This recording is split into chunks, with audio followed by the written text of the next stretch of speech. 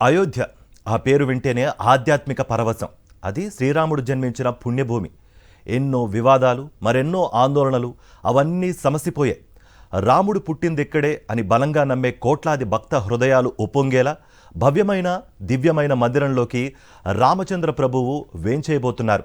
ఆ దివ్యమంగళ రూపం కోసం పరితపిస్తున్న భక్తకోటి ఆర్తి తీరేలా బాలరాముడిగా రేపు తొలి దర్శన భాగ్యం కల్పించబోతున్నారు.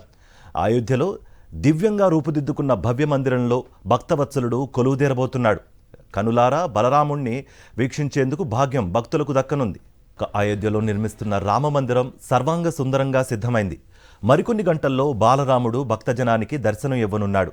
రేపు బాలరామచంద్రుడి విగ్రహ ప్రాణ ప్రతిష్టోత్సవం జరగనుంది.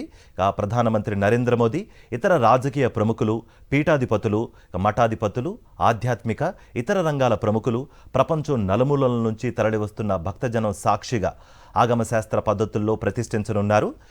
1300 కోట్లతో 3 అతిపెద్ద హిందూ దేవాలయంగా రూపుదిద్దుకుంటోంది ఈ ఆలయం. నేడు రాముడి విగ్రహానికి 125 కలశాలతో స్నానం చేయిస్తారు.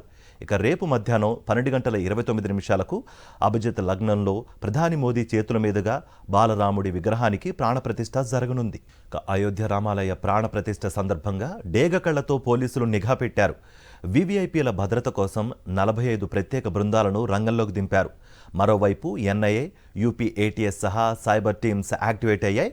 జపాన్, అమెరికా టెక్నాలజీకి ధీటుగా అత్యాధునిక సాంకేతిక పరిజ్ఞానంతో కమాండ్ సెంటర్ను ఏర్పాటు చేశారు. సెక్యూరిటీ కోసం గరుడ డ్రోన్ను రంగంలోకి దింపారు. భద్రతతో పాటు భక్తుల రద్దీని కంట్రోల్ చేయడానికి కూడా ఈ డ్రోన్ ఉపయోగిస్తారు. అయోధ్య రామ మందిరాన్ని, అయోధ్య నగరాన్ని పుష్పాలతో అలంకరించేందుకు దాదాపు 800 మంది సిబ్బంది రాత్రింబవళ్లు శ్రమిస్తున్నారు. దాదాపు 1100 టన్నుల పూలను అలంకరణ కోసం ఉపయోగిస్తున్నారు. పుష్పాలపై జై శ్రీరామ్ అనే అక్షరాలు వచ్చేలా ప్రత్యేకంగా అలంకరిస్తున్నారు.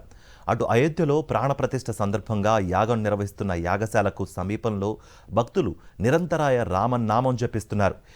9 రోజుల పాటు ఈ అఖండ రామనామం జపం సాగనుంది.